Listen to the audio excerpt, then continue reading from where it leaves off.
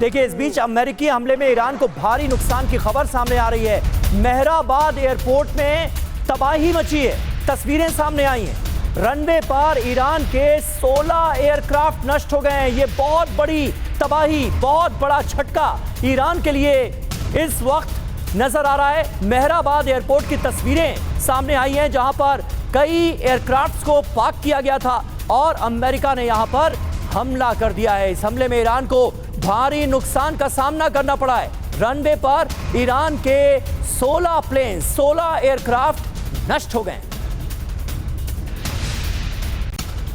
और एक और बड़ी खबर, इजराइल पर ईरानी मिसाइल का प्रहार जारी है। रिहायशी इलाकों में गिर रही है मिसाइलें। ईरान के हमलों से दहशत में हैं लोग। और बड़ी बात यह है कि इजराइल जो कि अपनी एयर डिफेंस पावर को लेकर काफी ज्यादा आशान्वित था कि वो ईरान के तमाम हमलों को रोक लेंगे, लेकिन ऐसा कर पाने में इजराइल अभी नाकाम साबित भी हो रहा है। और वहीं ईरान की तरफ से एक बड़ा दावा किया गया है। अमेरिकी थार्ड एयर डिफेंस सिस्टम नष्ट कर दिया ईरान ने। IRGC ने इसके अलावा 4 रडार्स को भी तबाह करने का दावा किया है। तो ये अमेरिका के लिए एक बड़ा झटका। थार्ड डिफेंस सिस्टम ईरान ने नष्ट कर दिया। और एक और बड़ी खबर, नया सुप्रीम लीडर मिलने के बाद ईरान का एक्शन। इजराइल समेत मध्य पूर्व में हमले और तेज कर दिए। नेक्स्ट जनरेशन की मिसाइलों से हमले का ऐलान किया गया है। तेल अवीव और मध्य पूर्व के देशों पर हमले किए जाएंगे जहां जहां पर अमेरिकी बेसेस हैं।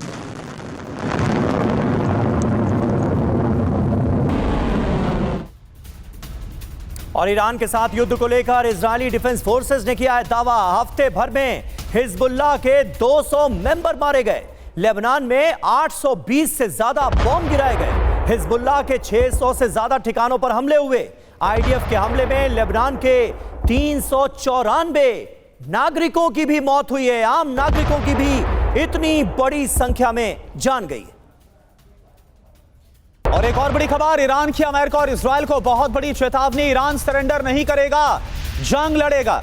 यह ईरान की तरफ से बता दिया गया है डोनाल्ड ट्रंप और नेतन्याहू को। ईरानी संसद के स्पीकर बाघेर गालिबफ की तरफ से यह धमकी दी गई है, हम रणनीति के हिसाब से जंग लड़ रहे हैं।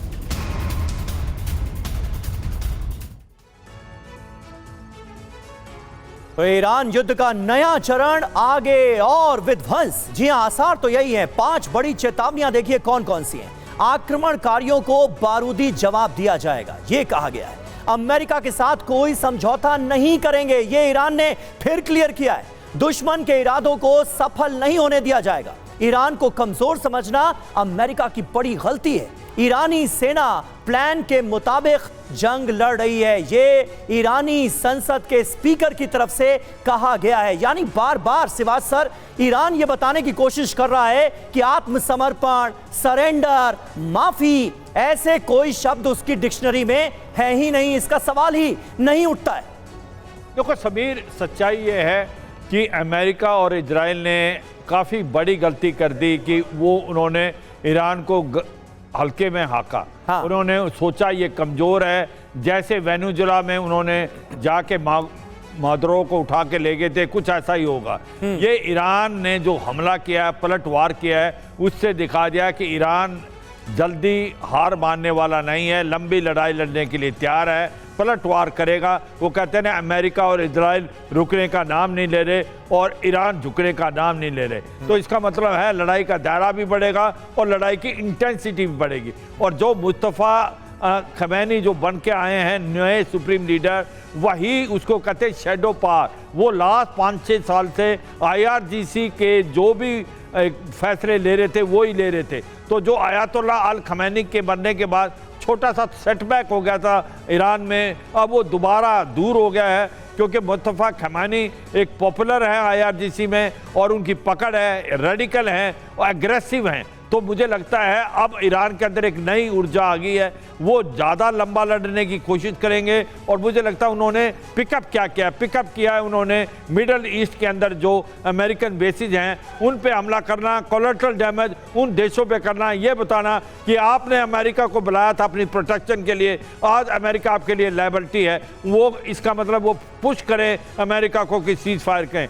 स्टेट ऑफ हार्मुज को ब्लॉक कर मुश्तबा दिया। के आने के बाद खाड़ी देशों पर हमलों की रफ्तार थोड़ी कम होगी या फिर और बढ़ेगी, ये अपने आप में एक बड़ा सवाल है और थोड़ी देर हमें इंतजार करना होगा। जो डेवलपमेंट्स हैं वो सामने एक एक करके आ रहे हैं और बता रहे हैं कि मुश्तबा की ईरान को चलाने की स्ट्रेटजी आने वाले वक्त में क्या होगी, उन पर हमारी नजर है।